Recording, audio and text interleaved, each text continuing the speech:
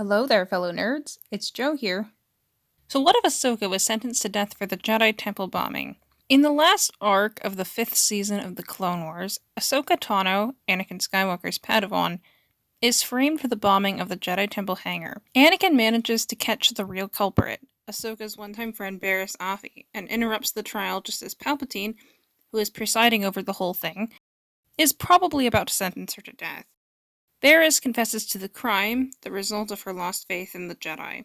The Order invites Ahsoka back, but Ahsoka has now lost faith in the Jedi too. She leaves, giving Anakin yet another reason to mistrust the Council. Now, I've always assumed that while not behind the plot to frame Ahsoka, Palpatine decided to use the situation to his advantage by nudging Tarkin to convince the Council to expel Ahsoka so that she could be tried and sentenced to death, further eroding Anakin's trust in the Council and pushing him closer to the dark. Ironically, Ahsoka's survival plays out to some degree in Palpatine's favor. Think about it, Ahsoka leaves because the Council lost faith in her and nearly got her killed, and Anakin agrees with her sum up of the situation, but not her decision to leave. Ahsoka is more honest than Anakin. Anakin has disagreed with the Jedi for years, but has learned to live a duplicitous life. But if Ahsoka had been executed, it would have been Palpatine's government behind that act. How would Anakin have reacted to that situation? So, with that thought in mind, here's my story. While Ahsoka is on trial, Anakin is searching for the culprit, but he does not find her. In pursuit across the Coruscant underworld, chasing increasingly unlikely leads, he is not in the Senate building when Palpatine announces that Ahsoka has been sentenced to death. Ahsoka is taken back to her cell and Padme goes with her, promising that she will try her best to get Ahsoka an appeal, but there isn't much hope and they both know it. The fact that Palpatine would allow a teenager to be sentenced to death on nothing but circumstantial evidence disturbs Padme, along with the obvious fact that she knows Ahsoka is innocent. Anakin feels an odd jolt in the Force. Sure, something has gone wrong. Anakin rushes up to a level with good comm reception and calls Padme. Padme is deep in the prison complex without her comlink, so Anakin rushes to the Jedi Temple. He shouts at the Council, angering Windu, Mundi, and others. However, Master Yoda actually admits that they were wrong and says that he as well as Obi-Wan argued against the decision, but Anakin isn't hearing it. They didn't do enough. Obi-Wan tries to talk Anakin down, finally admitting that mistakes were made, but he did his best just as Anakin did his best to find the real culprit. Anakin says his job isn't done. He doesn't sit on councils and try to solve things with words. Finally, he is able to contact Padme, who tells him that the only hope, short of finding the real culprit, is convincing Palpatine to allow an appeal. Otherwise, Ahsoka will be executed in one rotation by clones. Further horrified that clones would be forced to kill a Jedi, he had been imagining something done by machines and far more humane than a firing squad, Anakin spends a few more hours searching out leads, this time assisted by Obi-Wan, Rex, and a few other Jedi and clones who are concerned about Ahsoka's fate. Yoda promises to talk to the Chancellor while they work. However, Yoda contacts Anakin several hours later, saying that when he was finally allowed into Palpatine's office, a privilege that had never been denied him before, Palpatine refused a bunch, saying that it was not his business to interfere in a military decision. Yoda and Padme both challenged the fact that it was treated as a military decision, and Palpatine said that because the Jedi are part of the army and the Jedi expelled Ahsoka, the military was her only tie. As the main training facility for the Republic's generals, the Jedi Temple could even be seen as a military target. Yoda finally has full confirmation that getting involved in this war was a mistake. He starts to tell Anakin this, but Anakin decides it's time to go speak to the Chancellor himself. Unlike Yoda, he is allowed in almost immediately, but Anakin is so upset that he doesn't notice that this is odd. Palpatine tells him that it was the Jedi's decision to expel Ahsoka, and repeats the logic he presented to Yoda and Padme, adding that does it really surprise Anakin that the Council would wash their hands of his apprentice so quickly? They don't care about the larger galaxy anymore, about injustice and slavery on faraway worlds, outside their little sphere of influence, so why would they care about one Padawan? But Anakin says it doesn't matter anymore what the Council did or didn't do, not right now. What matters right now is if Palpatine can use his emergency powers to get Ahsoka an appeal or clear her completely. Palpatine says he can't do that. It is out of his hands. Anakin gets angry, but then he gets a call from Padme and excuses himself. She says that Ahsoka wants to see him, but that the prison isn't letting anyone in anymore, and once she, Padme, leaves for the night, she won't be allowed back in. Anakin again begs Palpatine, but Palpatine again says that if he takes any more power away from the Senate, both stay in power, he can't just break the law.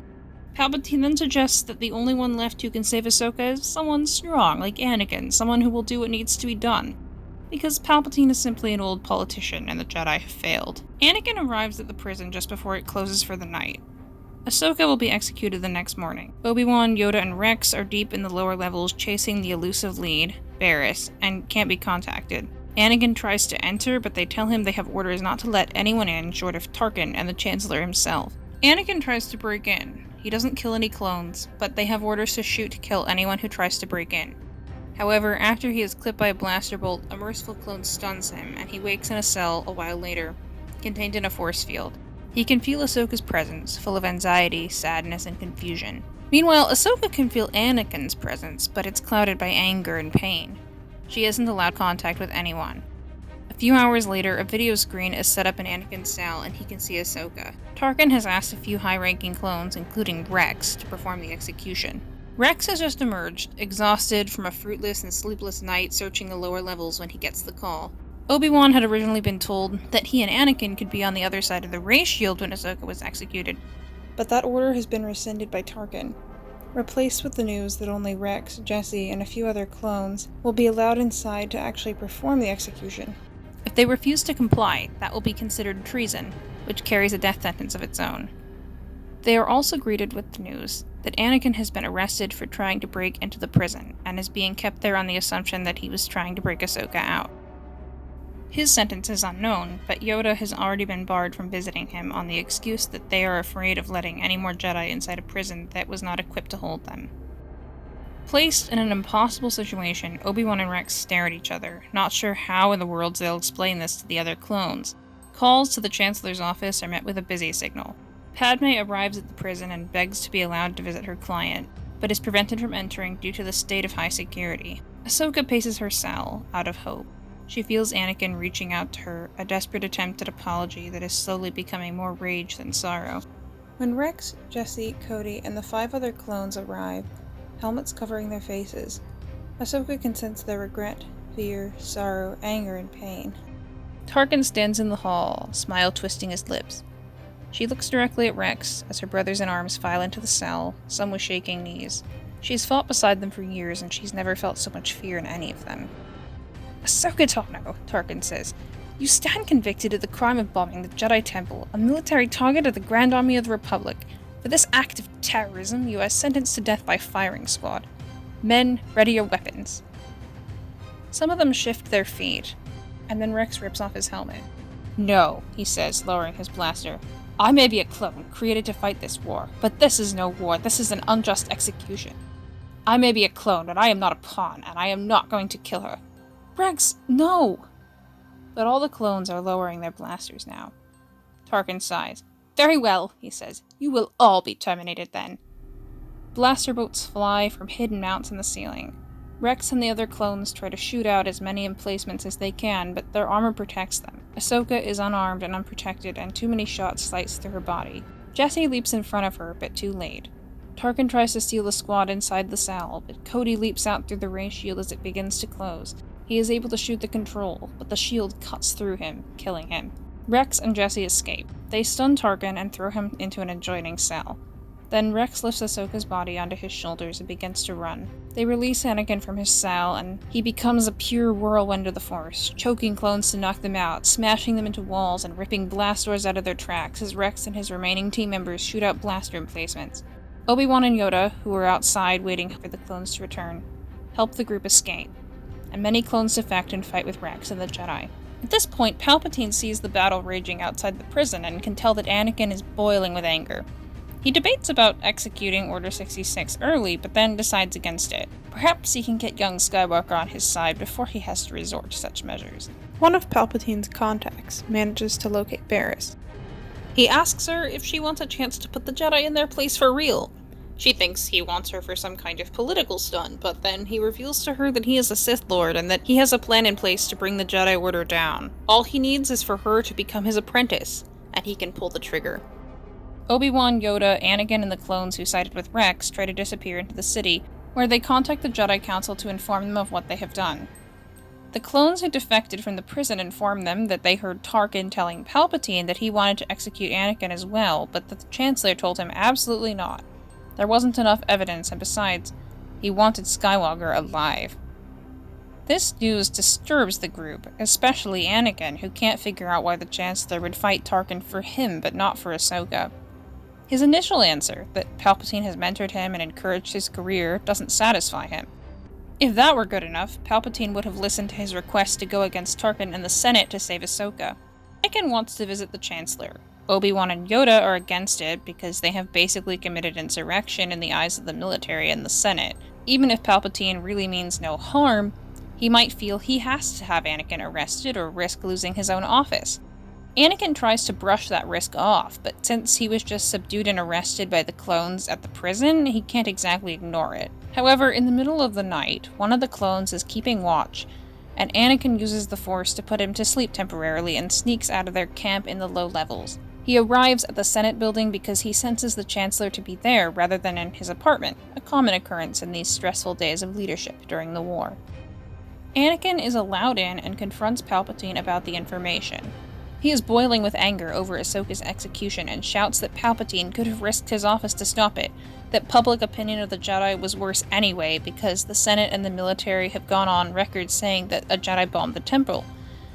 Palpatine says he did his best and tries to make it the Council's fault and says the only way Anakin can avenge Ahsoka is to find the real culprit.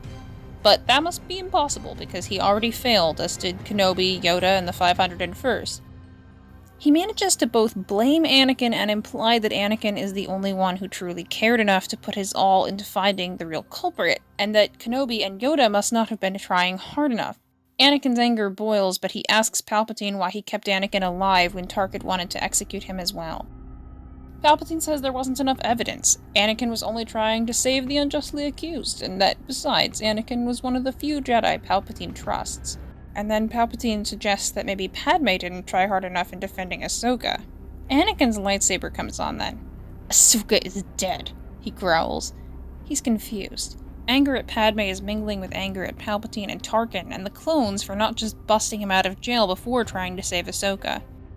"Alas, she was poised to become a great Jedi," Palpatine says regretfully. "A great Jedi worthy of an even greater master. I have told you, Anakin, I believe you to be stronger than all of them. In this new era, you must help me discover which Jedi will stand with me and which will stand with the incompetent Council." Anakin stares at Palpatine in disbelief. "You also believe the Council to be in the wrong?" "Of course I do, Anakin," Palpatine says in a matter-of-fact tone. "How many times have I told you they've failed you? How many times have they failed to see your potential? How often have they denied you your deepest needs? Even your friend Kenobi has kept the truth from you at times. And now they have gotten your student killed." Anakin doesn't move. He's still suspicious of Palpatine. A funny whining in his ears tells him that something doesn't add up, yet most of what Palpatine says is making sense to him. "The Jedi don't usually do what needs to be done. I've always admired you for your willingness to step up." "Is that why the clones at the prison stopped looking for us?" Anakin says slowly. "Well, Anakin, your friend Kenobi helped you escape. Tarkin might have gone against my orders and had you killed. So I am grateful. It's only a shame he and the other Jedi didn't act in time to save young Tano."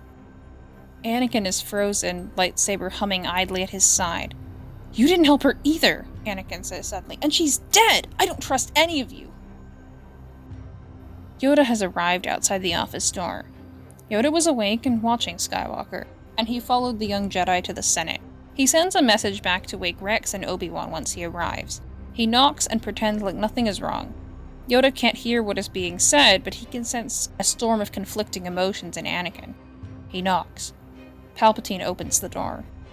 "Chancellor," Yoda says pleasantly. "Thank you, I do, for not arresting Skywalker." He walks into the office and moves to Anakin's side. Anakin retracts his lightsaber, as though caught doing something embarrassing. "Understand you do, the complicated situation we are in?" "Oh, well, I couldn't arrest Anakin," Palpatine says lightly, waving a hand as though it is nothing. "I understand he is distressed by his apprentice's unfortunate demise." "So you're going to let us go?" Anakin says. Yoda and Palpatine both can feel the uncertainty and suspicion warring inside him. "Certainly, Anakin," Palpatine says, and bows them out. On the other side of the door, Palpatine opens up his comm. He keys the first clone commander on a list of dozens. "Execute Order 66. Pain stabs through both Anakin and Yoda. They run. Anakin can feel Obi-Wan's confusion and wants to go help, but before they're halfway there, Obi-Wan calms Anakin to tell him Rex and the other clones turned on him.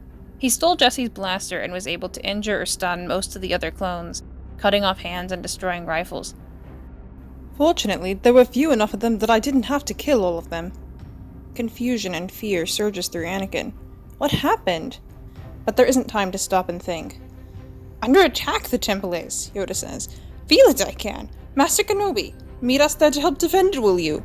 "Yes, Master," Obi-Wan says grimly, and he turns off the comm. As they run, Anakin calls Padme to tell her to hide, but she tells him the Jedi have been accused of treason because of the temple bombing and the escape from the prison. She thinks she'll be okay. By the time they arrive, more than half of the Jedi in the temple are dead, many from blaster bolts, but some from lightsaber burns and cuts. Dead clones and dead Jedi of all ages litter the hallways, the mess halls, even the sleeping quarters. In the communication center, they discover security footage of Barriss Offee leading the attack, murdering Jedi as she goes. And for anyone who's wondering here why Palpatine gave up on Anakin as an apprentice but kept him alive, the answer is that he hasn't given up. Palpatine will take what he can get, but he still wants Anakin eventually. He's hoping that once Anakin hears Offee's reasoning and sees how close her issues with the Order are to Anakin's, he'll turn and replace Barriss, killing her because she framed Ahsoka, and hopefully passing over the fact that Palpatine didn't exactly help Ahsoka either. Obi-Wan discovers the signal, calling all the Jedi back and changes it. The group search for survivors within the temple. Barriss is powerful, sure, but not as powerful as Anakin, so a number of Padawans and younglings emerge, having been protected by their masters. Also, a number of knights and younglings were able to hide in the lower levels, fleeing deeper and deeper before the onrush of clones. Anakin and Obi-Wan are horrified, however, when they realize that the dead clones underfoot, and the clones shown on the security footage, are members of the 501st. Out of excuses, Anakin is forced to admit that Palpatine is a Sith Lord and that the Chancellor must have been trying to manipulate him into Barriss's position. Despite the mistakes of the Order that led to his Padawan's death, he realizes with the last logical part of him that if Palpatine was behind this attack on the Jedi, he is far worse. It also makes sense of why he wouldn't try to save Ahsoka even after the Jedi began to realize their mistake in expelling her. At this point, Palpatine sends Barriss to Padme's apartment to kill her. Sensing the threat to her, Anakin begs Obi-Wan and Yoda to help him save her. They go and manage to save her and get a confession out of Barriss, and between the three of them, they manage to arrest her and take her to the temple to be guarded by several knights. At this point, however, they know they can't stay out in the open much longer. Anakin is sent to protect Padme.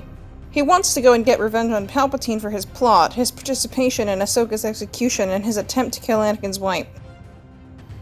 Yoda tells him he should go with Padme. His arguments become pretty half-hearted. Yoda doesn't tell Anakin the whole truth, though, that he suspects Anakin may still be vulnerable to Sidious's manipulations. At this point, Windu, Yoda, Obi-Wan, Kit Fisto, as well as 20 other surviving Jedi Masters go to kill Palpatine. They understand that the galaxy will see this as a further attempt by the Jedi to take over, but with the death of Ahsoka, Barriss' betrayal, and the near-death of Anakin, the Council is through playing politics. They fight their way into the Senate, assisted by Bail Organa and his aides, and nearly manage to kill Palpatine. However, he jumps out the window, claiming treason. It's a close thing. Nearly half the Masters die, but Obi-Wan, Yoda, and Windu make it, along with others. The Jedi have to fight their way through a sea of Senate guards and clones to get out. More of them die during this fight. Meanwhile, the Jedi left in the temple evacuate and attempt to disperse throughout the city and onto transports. With Palpatine still alive and Order 66 still active, it's not possible for the Jedi to regroup. Not just yet, and not on Coruscant. After fighting off the clone squad who attacked him, Obi-Wan had disarmed, bound, and gagged Rex and the other survivors, taken their comlinks, and hidden them in an alleyway. After escaping the Senate, Obi-Wan and Yoda find the men, stun them again, and take them to a medical bay in the low levels to run scans. They find the chips, but they have no information about them because, remember, this is taking place before the story arc where Fives discovers the chips. They just assume the chips are responsible for the sudden change in the clones' behavior and get confirmation once Rex and the others wake up, and tell them they have no control. Obi-Wan, Yoda, and Rex slip off-world on a civilian transport, telling nobody but Bail Organa about their escape. They meet up with Anakin and Padme and tell them the news. The group spends the next few months helping Jedi escape. Padme is restless and frustrated. She can't go back to the Senate, but Bail Organa lets her know about underground work she can do for the burgeoning rebellion. Anakin and Padme don't bother hiding their relationship anymore. There's no point, and Yoda is so relieved that Anakin didn't fall to the dark side that he frankly doesn't care. Windu and others don't really agree with Yoda, but it's not like the Order has any power to enforce the code anyway. They all follow it or not, purely on choice. Soon after, Luke and Leia are born. This causes certain logistical challenges for the group. Anakin and Padme are too high profile to live under assumed names in a public place, and leaving two likely Force-sensitive babies with somebody else, like Padme's sister or Anakin's stepbrother, has its own risks. Yoda fears that he will be sensed by Dooku or Palpatine and endanger the group, so he retreats to Dagobah. Obi-Wan leads the path, getting Jedi and Dissenters away from the Empire, and sometimes into Bael's rebellion. Since there are more Jedi left and no Darth Vader, Palpatine sends both Dooku and Grievous to hunt Jedi, along with Inquisitors led by Barriss Offee, who was stripped of her Sith Apprentice status because of her failure to kill Padme. But he's able to keep her with him by dangling the idea that she might earn it back. Anakin and Padme raise Luke and Leia along with many other Force-sensitive younglings who have nowhere else to go. Many join the rebellion as they grow older, some are killed. Padme and Anakin also have a third child, a girl they call Ahsoka. Anakin doesn't spend much time on the forefront of the rebellion, though he does undertake missions with Obi-Wan when he gets restless. Luke, Leia, and Ahsoka II, along with others, go to Dagobah and train with Yoda, though they also get lots of training from Anakin, Obi-Wan, and other Jedi who have joined their little colony over the years. Anakin and Obi-Wan both take on new Padawans, continuing the training of Padawans whose masters were killed. Years pass. When the rebellion manages to steal the plans to the Death Star, Anakin volunteers to take the plans and then pilot the X-Wing that goes up against the superweapon. A few years after that, they are then able to destroy the second Death Star with the Emperor on it, this time with Luke and Ahsoka flying into the superstructure, along with Anakin to destroy it, along with the Emperor inside. Leia and Padme both enter into the new Senate, and Obi-Wan and Anakin are able to help restart the Order in a new way, based around family. They still encourage Jedi not to marry or have children, but they accept that many will. Obi-Wan helps lead those who don't, and Anakin helps lead those who do, but not in an adversarial way. They just represent two different ways to commit to the Jedi way. With Anakin and Obi-Wan helping lead the Order, and Padme and Leia leading in the Senate, the New Republic flourishes, ushering in a new era of peace. If you made it this far, thanks for listening. Here are some questions I'd be curious about discussing with you. Do you think Ahsoka should be dead in canon? If so, when/how do you think she should have died? And what do you think about the whole attachment thing? Really, Anakin's story makes a compelling argument both for and against them, and since I have the Jedi do this thing where they're splitting and doing different things, that shows I'm not really committed to one idea or the other, and I really want to talk about it with people about what they think is better, and maybe this way is the best. People do what works for them, but maybe that defeats the whole purpose of having a code. I'm not sure. Let me know your thoughts.